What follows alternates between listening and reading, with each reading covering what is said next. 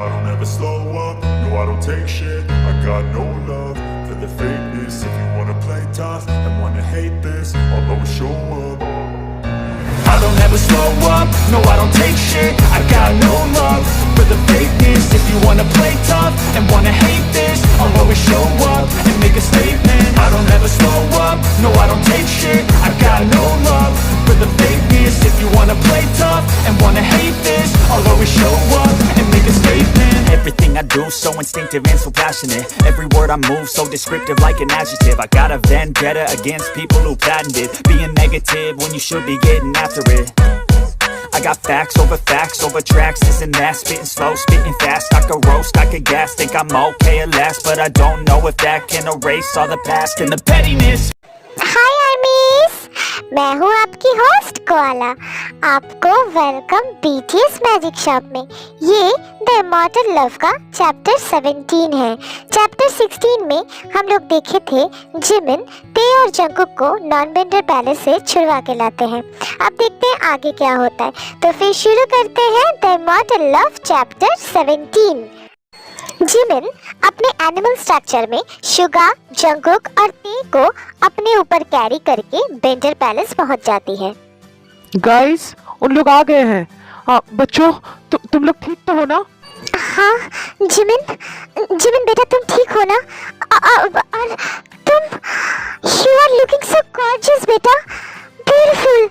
देखा जूनी, मेरी शुगा के लिए मुझे ऐसी ही पावरफुल वाइफ चाहिए था। Thanks mother in law.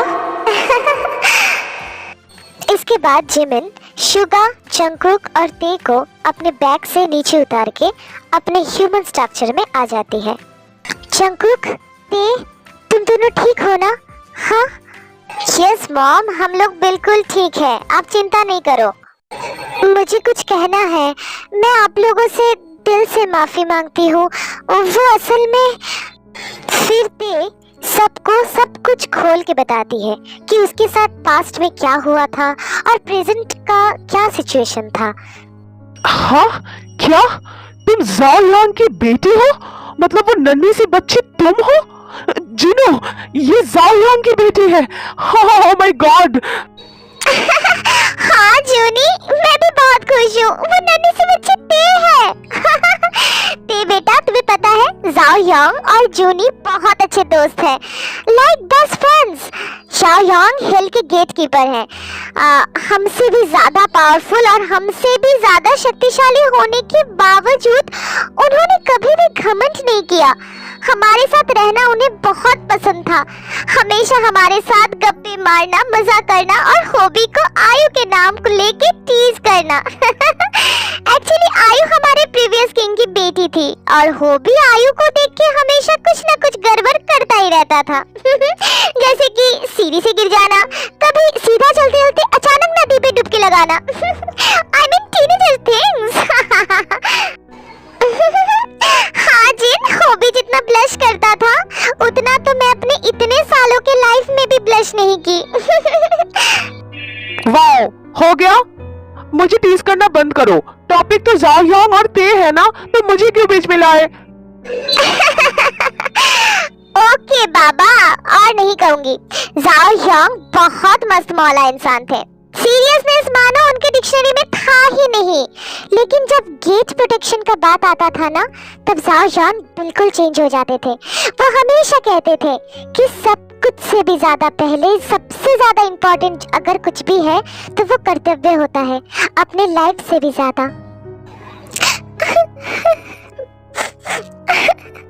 रो मत बेटा, प्राउड फील करो।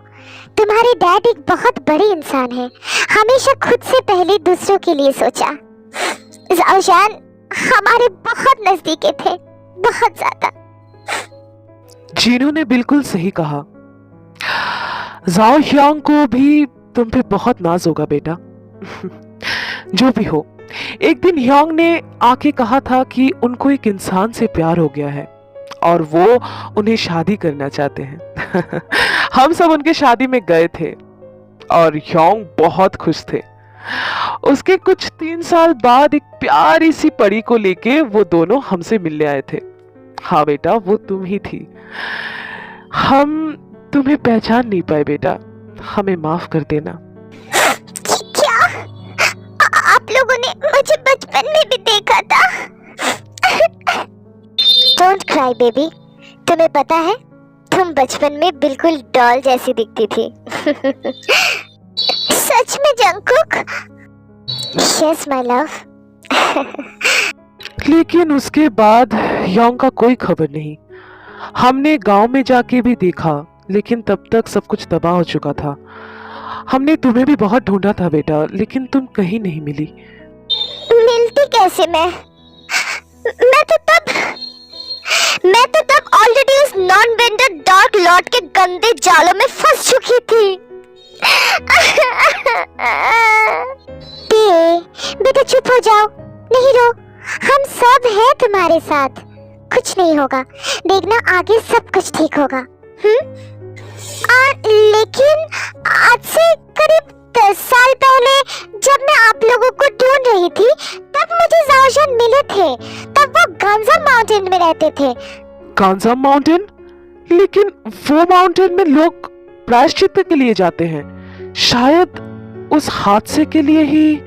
हाँ, वो भी कुछ ऐसे ही बोल रहे थे कि जिंदगी में उन्होंने एक ही पल में सब कुछ खो दिया।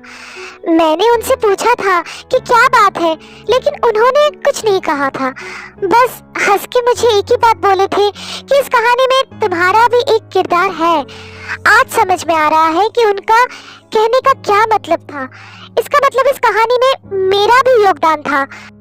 प्लीज जिमिन, मुझे डैड के पास जाना है, प्लीज मुझे लेके चलो ना। लेकिन वहाँ तो। जिमिन रुको, मैं समझाता हूँ। ते बेटा, असल में बात यह है कि गांजा माउंटेन में बस वही लोग जा सकते हैं जिन्हें अपनी जिंदगी में किया किसी पाप का प्रायश्चित करना हो। अगर रिग्रेट फील नहीं रहेगा तो फिर वो माउंटेन उस इंसान को आगे जाने नहीं देगा और ना ही वापस लौटने देगा। तो ये बहुत ही ज्यादा खतरनाक एक रिस्क है, एक रिस्क फैक्टर है एक्चुअली में। लेकिन जिमिन बेटा, मुझे ये समझ में नहीं आ रहा है कि तुम वहां पे किस लिए गए थे। असल में सूटसायर, मुझे एक बात का रिग्रेट हमेशा रह गया था कि मैं अपने कबीले को बचा नहीं पाई, डैड का साथ नहीं निभा पाई। जिमिना, तब तुम न्यू बॉर्न वेयरवुल्फ थी, तब बस तुम्हें न्यू ही अपना पावर मिला था, तो तुम क्या कर सकती थी? क्यों बेकार में खुद को दोष दे रही हो जिमिना? रिलैक्स। हाँ जिमिना, शुगा यांग बिल्कुल सही कह रहे हैं, तुम सैड मत हो। हमारे साथ साथ तुम्हारे डैड और उनके पूरे कबीले भी तुम पे बहुत प्राउड फील कर रहे हैं। प्लीज जिमिना, डोंट बी सैड। हाँ, ते को जिमिन के पास स्टोरी के बारे में पता लग गया है। ते जंगकुक को शुगा ने रास्ते में ही आते आते जिमिन का पूरा पास्ट स्टोरी सुनाया है। Thank you my alien. लेकिन हम गंजा माउंटेन में नहीं जा सकते हैं। मुझे हमेशा से ही रिग्रेट था कि मैं तेयांग को बचा नहीं पाया। मैं प्रायश्चित करना चाहता हूँ। प्लीज डैड, प्लीज मुझे मना मत कीजिए। प्लीज मॉम, मुझे जाना है। लेकिन बेटा। नहीं जीनो, इन्हें रोको नहीं। इन्होंने अपना डेस्टिनी खुद ही चुना है। इन्हें खुद ही साबित करने दो कि आगे जाके वो क्या कर पाएंगे। लेकिन ते बेटा। हाँ अंकल, मुझे भी रिग्रेट है। मैं सच बिना जाने ही डार्क लॉर्ड का घिनौने प्लान में हिस्सा ली थी और जंगकुक को हर्ट किया था। मैं तैयार हूँ अंकल, प्लीज मुझे भी जाने दीजिए। हाँ ठीक है। होबी, तुम कुछ कहना चाहते हो? डेस्टिनी। सच में इन्होंने अपना डेस्टिनी खुद ही चुना है, लेकिन सब कुछ जानते हुए भी मैं कुछ नहीं कर सकता, क्योंकि मेरा काम बस फ्यूचर देखना है, उसे बदलना नहीं। हाँ हाँ, क्या? नहीं, मेरा मतलब नहीं, मुझे कुछ नहीं कहना। जिमिन अपना पावर बहुत यूज कर चुकी है, तो इसीलिए मुझे लगता है कि उसे रेस्ट की जरूरत है।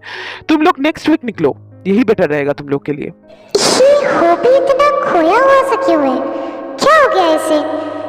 इतना क्या सोच रहा है तब से? हाँ ठीक है, अभी तुम लोग आराम करो, ठीक है? किंग, मुझे एक बात पूछनी थी। क्या बात है जिमिन, बोलो। मैं वहां जा नहीं सकती क्योंकि मुझे अब कोई रिग्रेट नहीं है। तो क्या माउंटेन मुझे अलाउ करेगा? नहीं जिमिना, माउंटेन तुम्हें अलाउ नहीं करेगा और मुझे भी नहीं, क्योंकि मुझे भी कोई रिग्रेट नहीं है। इसीलिए हम जंकुक और टी को माउंटेन के पास छोड़कर दूसरे काम से पश्चिम की तरफ चलेंगे, ठीक है?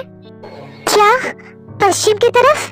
लेकिन उस तरफ तो डैड, मैं पश्चिम में लाओदिया गांव जाना चाहता हूँ, जिमिन का गांव। इतने सालों में उस दिशा से कोई भी खबर नहीं आया, मुझे छानबीन करनी है। प्लीज डैड परमिशन दीजिए।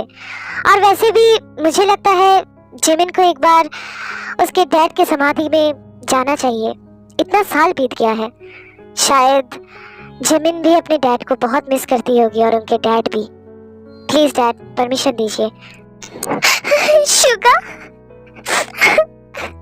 हाँ जिमिना, मुझे लगता है कि कोई ना कोई तो जिंदा होगा ना। पूरा पैक तो तबाह नहीं हो सकता, शायद नाइटिंगेल पैक तबाह हो सकता है, लेकिन वेयरवुल्फ पैक तो नहीं। कोई ना कोई तो जिंदा होगा, कोई एक भी। मुझे पता है उल्फ अपने पैक में रहना पसंद करते हैं। पैक में जीना ही उन्हें असली जिंदगी का मजा देता है, और पैक के बिना वो अंदर से बहुत एम्प्टी होते हैं।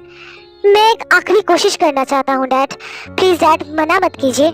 Sugar, I'm proud of you, my son. You are really a deserving person for this throne. I'm really proud of you, बेटा। मैं मना क्यों करूंगा? मैं परमिशन देता हूँ, तुम दोनों को ही परमिशन देता हूँ। अपने अपने प्यार के लिए कभी भी गिव अप मत करना बेटा। अपने प्यार के लिए लड़ो, जैसे कि मैं जीने के लिए लड़ा हूँ। I'm proud of you, बेटा। And this is your destiny. और कुछ भी हो, इंसान कभी भी अपने डेस्टिनी को ठुकरा नहीं सकता, यही फैक्ट है। Yes, the heartbreaking destiny. All the best for your new journey.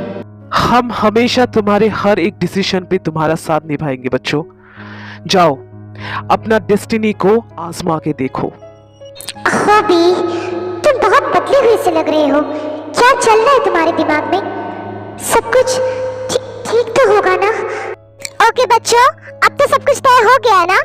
अब तुम लोग बहुत टायर्ड हो बच्चा, जाके रेस्ट कर लो, ठीक है? और ते, जिमिन, तुम लोग भी आज से हमारे साथ ही रहोगे, ठीक है? तो आज की स्टोरी बस इतना ही। मुझे लगता है पिछले वाला वीडियो से ये वाला वीडियो का मेरा वॉइस अच्छा लग रहा होगा, क्योंकि मैं पहले से काफ़ी ठीक हूँ। और मुझे इतना सारा प्यार और इतना सारा पैम्पर करने के लिए थैंक यू सो मच। मैं भी आप लोगों से बहुत प्यार करती हूँ, बहुत बहुत बहुत ज़्यादा। और कोआला का जो आईजी अकाउंट है ना, वहाँ पे मैं देख रही हूँ कि बहुत लोग ना कंफ्यूज हो रहे हैं आप लोग। तो मैं बताऊंगी कि वहाँ चैनल के अंदर जहाँ पे वो वीडियो प्लेलिस्ट कम्युनिटी रहता है, वहाँ पे ना अबाउट सेक्शन भी रहता है।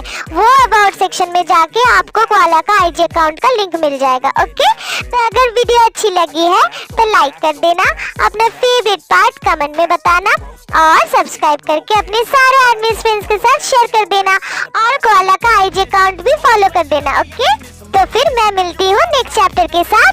तब तक लव योरसेल्फ, थैंक यू, सरंगे।